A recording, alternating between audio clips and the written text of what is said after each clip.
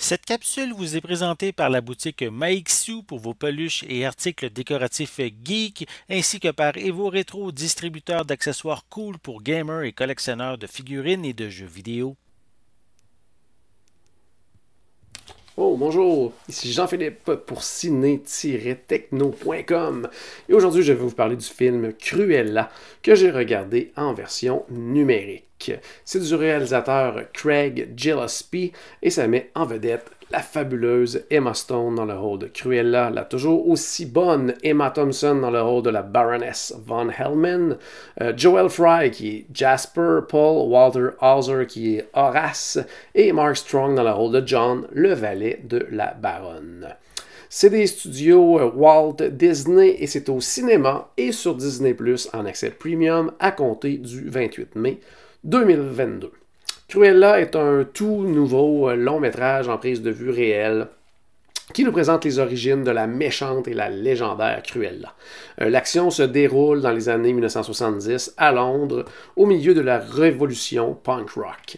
On suit Estella qui, suite au décès tragique de sa mère, duquel elle se sent responsable, se retrouve à vivre dans la rue.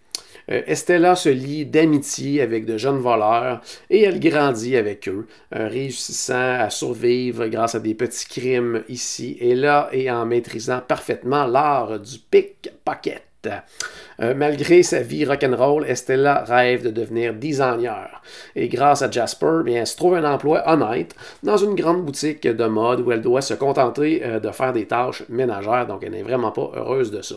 Par contre, elle attire tout de même l'attention de la baronne von Hellman et une légende de la mode londonienne. Elle l'engage sur le champ et leur relation déclenche une série d'événements et de révélations également qui amèneront Estella à embrasser son côté cruel et à devenir la méchante Cruella, brillante et un peu démente.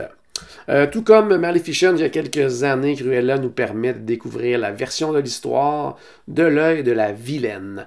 D'un côté, ça apporte beaucoup de fraîcheur à un personnage très connu, mais en même temps, on se retrouve à beaucoup aimer Cruella. Donc, est-ce correct d'aimer une méchante? Là est la question. L'action se déroule avant l'histoire archi connue des 101 Dalmatiens. Ce n'est pas un remake de l'histoire, mais une toute nouvelle histoire avec tout de même plusieurs clins d'œil à l'histoire que l'on connaît. On sent qu'on prépare la table pour éventuellement revisiter justement le classique en plaçant des pions ici et là. Emma Stone est tout simplement parfaite dans le rôle. Elle joue énormément sur la dualité du personnage. Est-ce qu'elle est gentille? Est-ce qu'elle est gentille Estella ou la vilaine Cruella? Le personnage évolue, se transforme devant nos yeux et on y croit parfaitement. La transformation se finalise lors d'un monologue fantastique où elle comprend qu'elle accepte vraiment qui elle est. Toute une performance dans cette portion-là d'Emma Stone, mais en fait, tout le long du film. En fait, toute la distribution est fantastique. On doit souligner les performances aussi d'Emma Thompson en baronne et de Paul Walter Hauser dans le rôle de Horace qui amène le côté comique au film. Et on en a souvent sans faire de jeu de mots, cruellement besoin.